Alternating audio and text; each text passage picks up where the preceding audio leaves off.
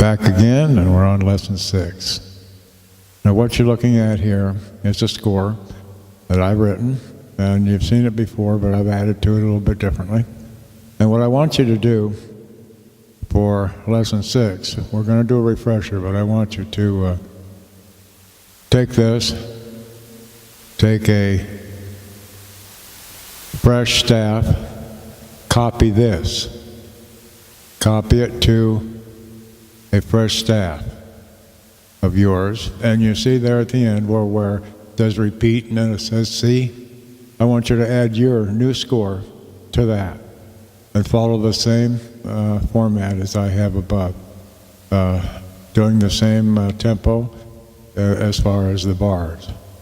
So I want 4 bars in C, 2 bars in F, 2 bars in C, etc. And then just add yours in the same format behind it, and then go ahead and you'll be playing that all together. Now we'll get ready and start.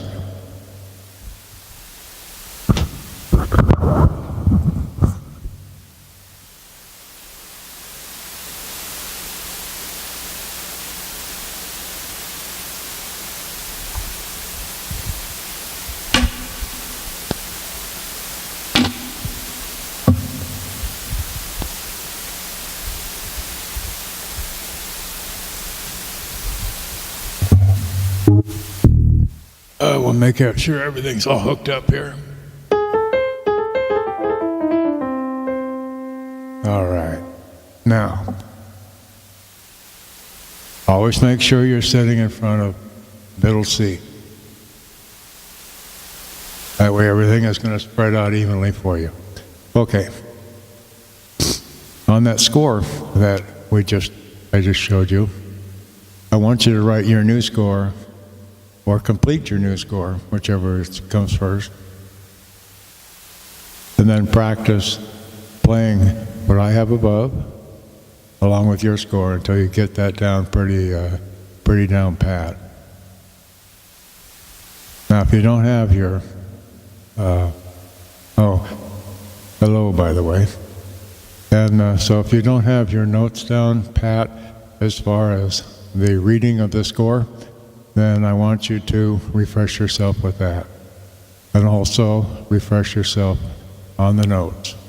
All you have to do is take one of my previous lessons where I've got the sheets up there with the notes of the keyboard, and then just practice those. In other words, C, D, E, F, G, A, B, C. And then your sharps and flats. A flat is 1/2 step down, and a sharp is 1/2 step up. Okay, now we covered the C chord, and we covered that by using steps. So we had 4 steps and 1.5 steps. We found our C, then we did 4 steps, and then we did 1.5. And that became our chord. And we've learned to play the chord with our left hand and with our right hand. And remember, the left hand is above C, and the right hand is above C and the left hand is below. Okay, so then we learned to do the exercises by inversion. In other words, taking our root of our chord that we started with, and taking that and throwing it up above. And then taking the next note, throwing that up above. So we practiced this.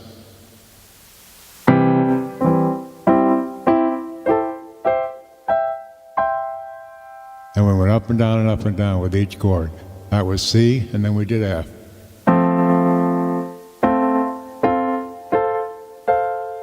And then G. Okay. And then during that period of time, we started learning to count. I showed you rhythms where we had 1 and 2 and 3 and 4.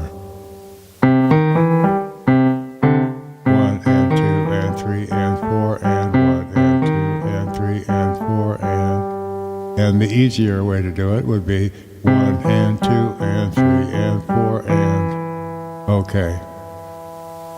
And we pretty much caught up with that. In other words, we learned our chords, how to make a chord. We have now a sequence of 3 chords that we know, and that is C, F, and G. And we've learned also to make sure that when we're playing our chords, they don't interfere with what we're trying to play at this point with our right hand. So that's where the inversions come in. In other words, we have C, F, and G. So F with the C here and the G with the D here are interfering if we're going to be playing these notes here. So we have to invert them. So we have C, F, and G. Okay.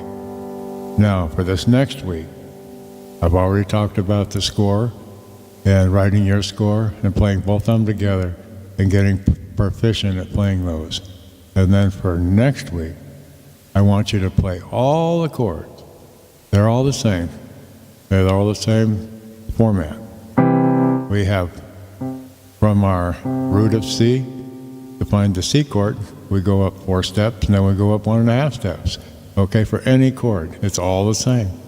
So if we want, this is D flat, or C sharp. In other words, if we want to do a C sharp, which is the same as a D flat, we would half step up is a sharp, and from a D, half step down. Well, most people do the D. In other words, they show it as a D flat. So we go to D flat, and then we go up 4. That would be F.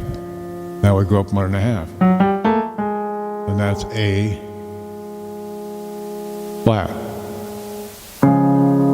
Okay, and what I want you to practice with next week is to run these chords up with each hand, and I'll show you in a minute.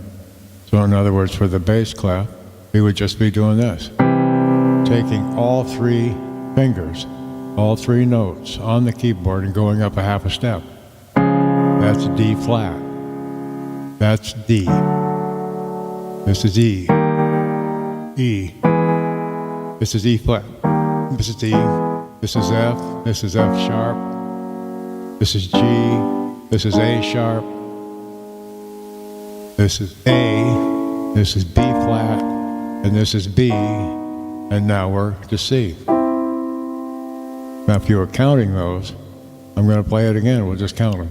1, 2, 3, 4, 5, 6, 7, 8, 9, 10, 11, 12. Well, there's 12 chords. That's it. Okay. Now, what I want you to do is take your left hand. I'm hitting the bass note with my foot because my feet are walking around here. We put them in a different place. Okay, here we go. Okay, now let's take and do it with both hands.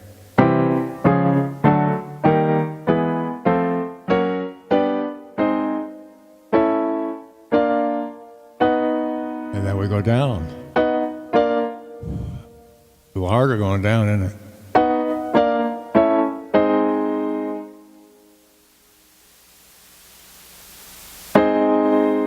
See what I'm doing here?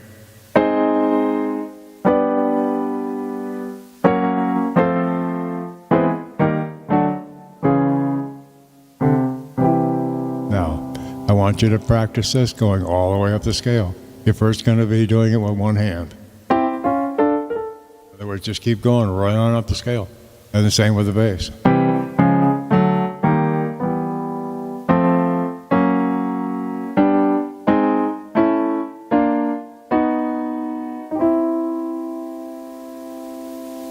And that way you're learning. Now to make it more interesting, once you get going on that, you could start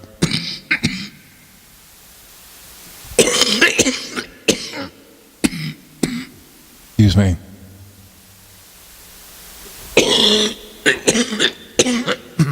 A lingering of a cold here.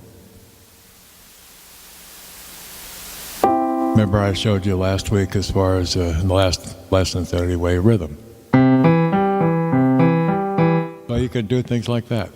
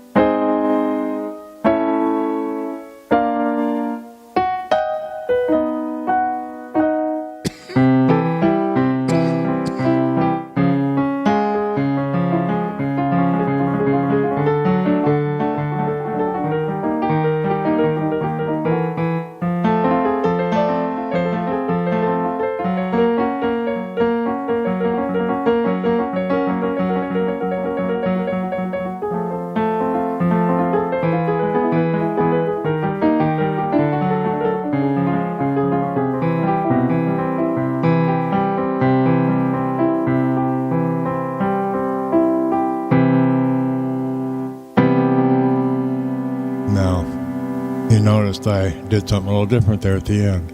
Okay, with a C chord, or with an F chord, or with a G chord. You probably noticed by now that the first part of these chords, there's all these notes that you might be able to play. So you can give it a little bit of fruit, or a little bit of a sexy tone to it when you're coming down to end a song. I'm just adding a seventh. I'm adding a regular seventh, a major seventh, or a sixth, or just a full chord, or a ninth. Always the seventh major is the nice one to end with. Remember, we have 1, 3, 5, 6, 7. Okay, and then the ninth is up here. Okay, but I'm going to be showing those to you starting next week. We're going to start learning the different variations of the chords. All those things that are causing those other harmonies we're going to work on. And we're going to go on through there. Okay, refresher on what you got to do for next week. We've got the score that I wrote. Recopy that onto your fresh staffs that you have. And then at the end, add your score to it. And then learn to play those together. Okay, and get proficient with that. And that way you learn your counting. Go back over your counting.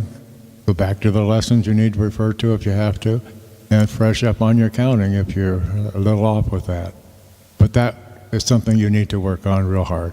And then with the exercises, those two that I've showed you. And I want you to get to where you can just run right up those fast. In other words, just run right up them. I want you to go fast with that. And I want you to get different feelings with your fingers.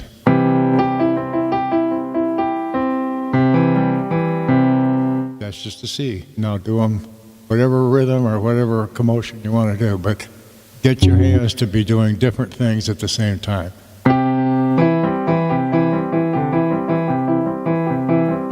One is going up, one's going down.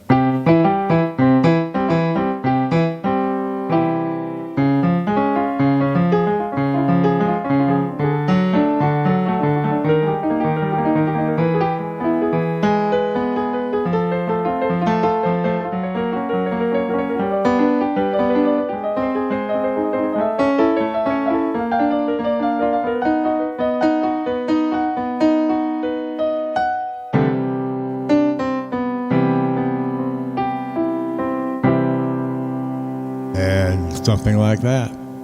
Anyway, it's been nice spending time with you, and thank you for your interest and joining me learning things, and I'll catch up with you next week. And so, see you then. Bye-bye.